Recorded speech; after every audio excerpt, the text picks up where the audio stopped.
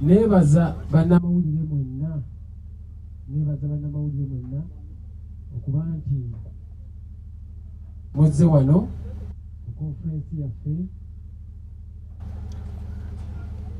ku lw'ekivulu kyaffe All is God kigenda okuwawunga munana ku Serena Hotel mu Kampala. Ronald Mayinja ayimbidde ebbanga, takyabalwa mu batto, takyabalwa mu ki, naye ku mulundi guno nawulidde nga nina ebbanja eri bannayuganda nga sikolangayo ku concert edizavinga lya support towards me. Ebbanga lye bampagiridde mbadde nga ali mu rehearsal okwegezaamu nga sibawangayo concert ejja mu buwagizi bwabwe, nga sibawangayo concert ejja mu Ronald Mayinja. Lwekyo ng'ennaku z'omwezi 8 omwezi ogwokusatu Women's Day nasazeewo okuba nti enkola concert eyo ejja mu Ronald Mayinja ne Mbalabibe.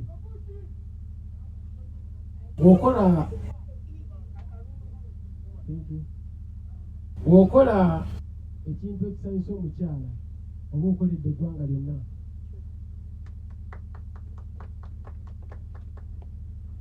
kubanga ffenna tuzaalibwa bakyala,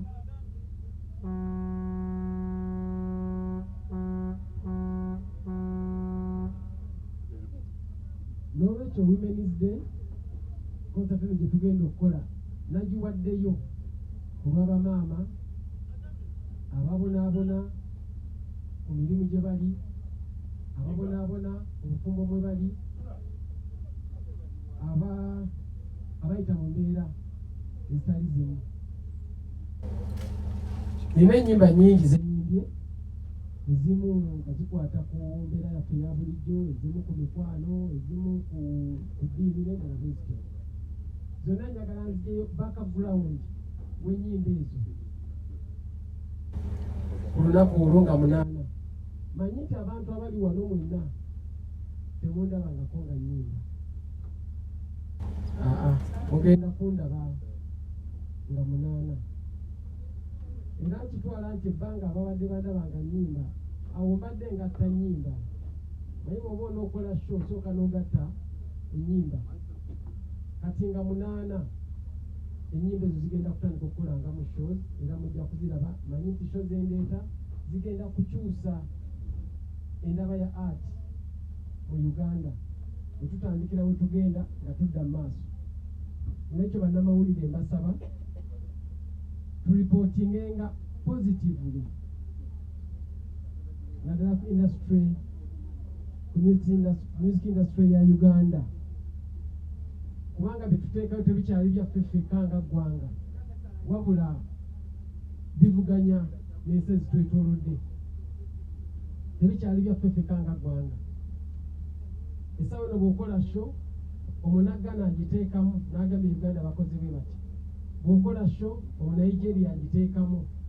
Kino kye mukola omuntu bw'alaba bannamawulire abangi nga mmwe agamba ate Uganda batususseeko. Era n'alisabye singa waliyo ate naffe atukwatira bannamawulire bati, namwe mubakwata otyo, so that tubasigaza na kino kifaananyi kirungi. N'ekyo tutumbule music wa Uganda okumujja wano, okumuzza waggulu.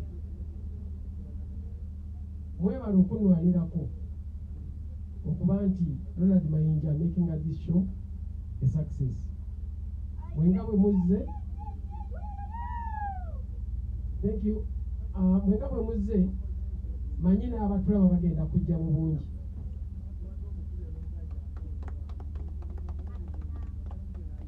Buli eyeetabye mu show eno kitundutundu ku buwanguzi bwayo. Bannamawulire tubawa ekitiibwa kyamaanyi nnyo, kubanga ne bwe twanditudde wano nga temuliiwo tewali yanditegedde bye tukola. Nolwekyo bannamawulire tubeebaza nnyo nnyo nnyo nnyo. Mbasaba mu lugendo luno Ronald Mayinja lwendiko, olw'okuba nti ngatta ettofaali eddala ku music wa Uganda, munkwatireko.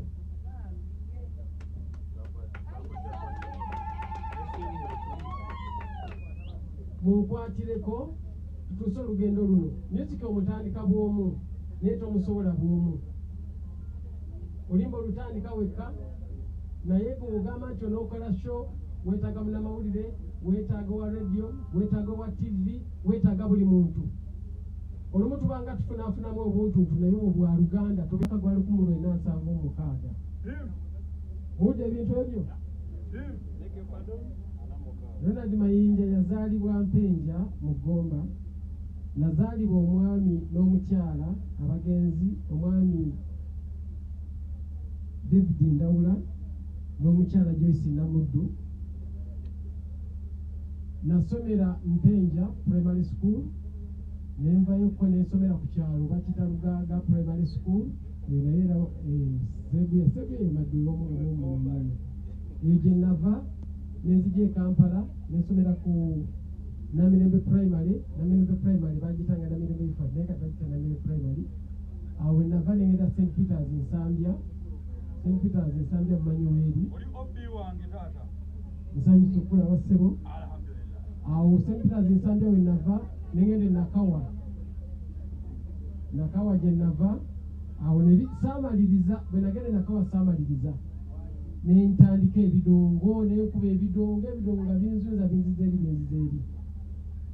Kati ate bwe mmala okusetolingamu nga bye nambirabye nenzirayo Makerere University. Nino Makerere University nzizeyo nga ndi musajja mukulu ndola omukyala n'abaana. Juzi wano baatikkidde 2019.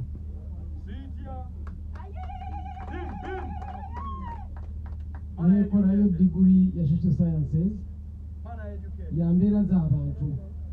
Kumanya mbeera z'abantu kyenva mulaba nti olumu ne bwe tukaayana ne bwe tuyomba Makerere yangunjula yakinjigiriza nti abantu olina okuyiga enkolagana gy'okolagana nabo ennungi.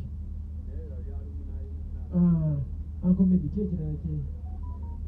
Ndowooza bajja kukuzibuuza tugende oba omaliriza. So far byebyo okujjako nga bwe tuli mu kadde akaffe anayagala anaaba ko kyambuuza. Essaawa eno beetuuse Mukama ebyebuuzo mukkirize bassebo ne bannyabo. We're talking about the show. Tubeebaza nnyo okujja nga tunabakwogera kintu kyonna. Thank you so much. Bana twebaziza nnyo. Muli bantu bamugaso nnyo gye tuli. Naye nga sinabakwogera bingi badde nsaba mukyala Maureen Nantuma ababuuzeeko. She's our guest of honor today. So kababuuzeeko then nja kwogera ebirala. Mmujjafu omukulu ye Maureen Nantume alwadde ne Mayinja nyamuleka eri abantu bano. Mbalamusiza mwenna abamawulire abangi nnyo mwebale ddala kujja. Omugole w'olunaku abazeeyi Ronald Mayinja, Ankomedi, Keti, Jose, nange mwebale okumpa omukisa guno nembeera omu ku ttiimu. Olunaku lwanga 8 March Serena Ronald Mayinja ati 47. Abantu ba Ronald Mayinja mwenna mubimanyi, ennyimba muzimanyi, ezabanyumiranga nakati ezibanyumira mujje Serena ejjule. Tweyanzizza Maureen Nantume Nalongo Louis. Tweyanza nnyo. Marketing. Kakati amannya gange nze Nalongo Louis. Nganza akwasaganya marketing of this show. Munansonyiwa ngenda kwogera Oluganda n'Oluzungu. Abantu TV weeri baluzungu. My name is Nalongo Louis. Mu TV muli baluzungu. Kale kanjogera Oluganda n'Oluzungu. Sooka Oluzungu. On behalf of Ronald TV weeri. Mayinja. Okay.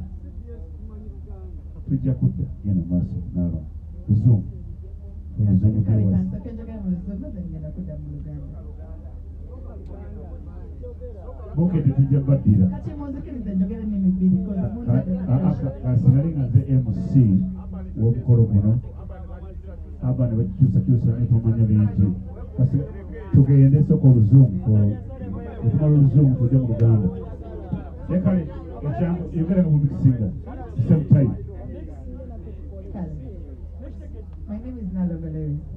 I am the head marketing of 47, All is Gold. Thank you so much for coming here.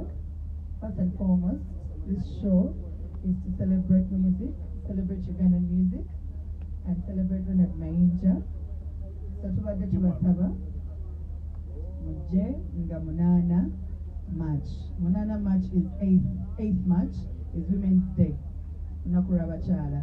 And we all know abakazi bali very important to us. Nange kennyini atwala ekino ekivulundi kukyala.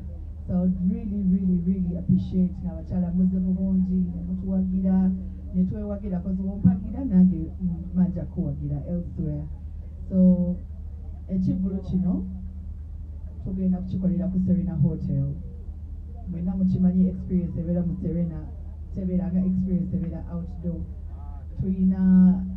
Tuyina production eri massive, tuyina sound omulungi, tuyina stage appearances ennungi. We have so many artists on stage abagenda owerekerako omuyimbi gwaffe Ronald Mayinja. Tuyina ebirungi bingi, tuyina seat settings nungi nnyo. Buli omu agenda otuula agenda kubanga alaba oba otuddewa oba wa. We have the best production for this show. Tetwagala kukola nsobi yonna. So n'olwekyo nga munaana tukowola buli muntu andaba ku TV, ampuliriza ku radio, andaba ku social media. Tubeegayiridde mujje tugezezaako pushinga we've been using Snapchat, TikTok, Facebook, buli wamu weetuli Twitter, buli wogenda sangayo All is Gold. Amaanyi mangi ge tutaddemu so bambi temutuswaza nga munaana mujje muwagire Ronald Mayinja. Tickets tuzitunda ku Serena Hotel, tuzitunda ku Jude Color Solutions, nange kennyini naalwo ntunda ticket. Tuzitunda ku TK Fashion ku Galilaya, tuzitunda ku Pakalas, tuzitunda ku Pacific Bond Najanankumbi. Osotuukirira manager Jose naye alina ticket. So tosobola kulemererwa kugula ticket kujja mu kino ekivvulu. Banaye muwagire Ronald. This is going to be a concert one of a kind. Abantu abali balabyeko ku mirimu gyenkola bamanyi nti nkola ekintu nga kiri perfect. Necklace. Nawe tozenda okunyumyamu akayimba Island Road kokankwatako nasonyi okwogera kino kanyumirwa tule bano bakamera se kati lumu mbandi ku radio mpuliriza nnyo speech za Ssaabasajja Kabaka naye yali lubaga awo ng'asaba yali lubaga mu kereziya gyenzijukira naye bwe yali amaliriza ebigambo bye n'agamba mwebale naye nange munsabireko ekintu ekyo nno kimu kyannuma teyayogera birala naye yagamba mukole ki so neŋŋamba bemi kamawutuda so kakati akayimba necklace edda nze nasomeranga mudde naye waliwo akawala kakwano kange nga walaba kano kamoolini owulira ebigambo ebyo ko kaalinga mu kisulo kati kaba kadda mu kisulo nga nina ekirowoozo tebajja kantwalako akati naye kayimbira akayimba nga nali oluyimba necklace nali mbimbidde omuntu omu bamuyitanga Juli no kati nenyimba necklace ye Juli gindekere olidde weddeko olina okundekawo neeyo gyosomeramu abaana buli kityamu nti olifuna nsinga kati kyenva nkusibulanga nkaaba naye kali Juli genda osome otolinda yekweyo abulirezeramu obulamu bwange nyokuobwa yes kakati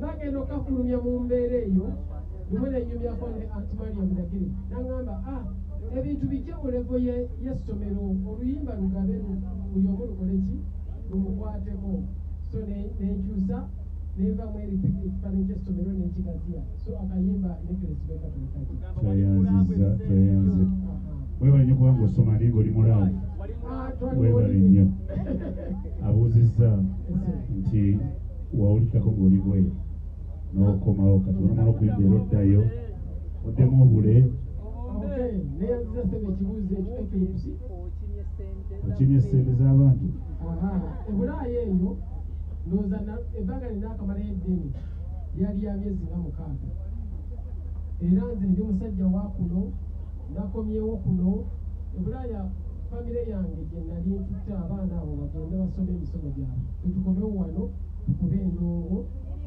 tuyiribe n'olwekyo sidda bulaaya mpozi okukyalayo naye ng'emirundi gyange gyonna gya ndongo era nkomyewo ndi Uganda.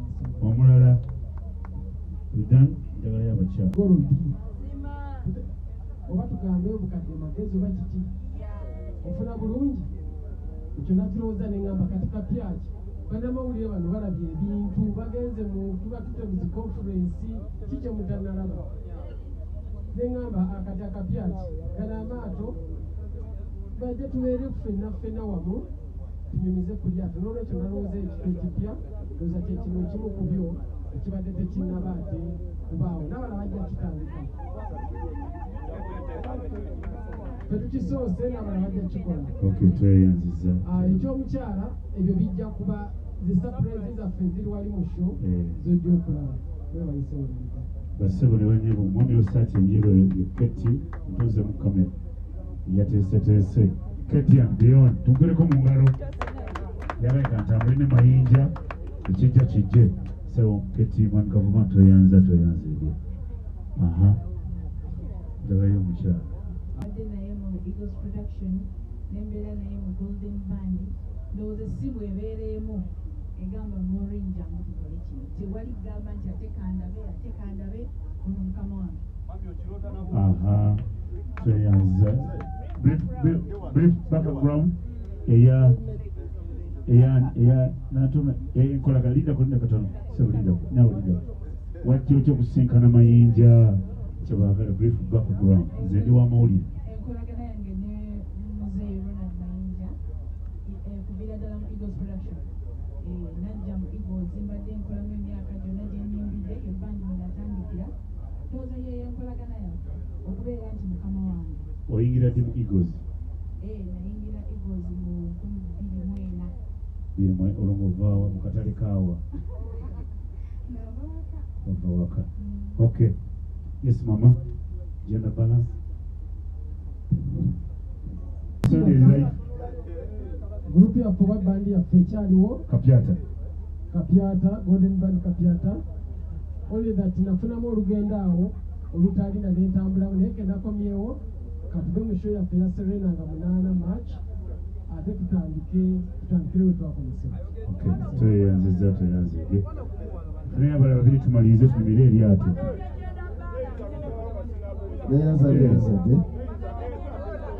eruwa tusooke tusetolinge Serena maybe oluvannyuma tujja tukulaawa gyetutambula then collabos zogamba nkoze collabos n'abayimbi bangi muzirumu sivaayo naye nyingi zenkoze then Alien Skin oyo omwana gwe namanya ng'akyali muto nabeeranga lukuli awo naye gwe nakomanga waawaka nga bakagamba omuyimbi asulawo kati gajja ne bunene bukovona ku geti yange popopopopo kanate bwe naggulangawo ate ne budduka ne buntya nolwekyo bwe katandika okuyimba nga kabeera kaŋŋamba anko kino nemba nga nkagala simanyi ono Alien Skin ono wammwe naye manya Alien Skin oli yakonkonanga ku geti nadduka n'olwekyo manyi oli mulwana oli Alien Skin n'olwekyo nkola nako nkayambako ekasobodde so ne bwe nakomawo kekaana kamwe kaŋŋamba nga anko kampiranga nga tukyalina ebweru nezija nenkalabako nagendako nenyiwaako eyo Ofangoni Forest so ndaba kataani kange kali akedda anti bali bakokyamu abo Alien Skin mulwana Patrick tujja kuba naye maliriza nga mmaliriza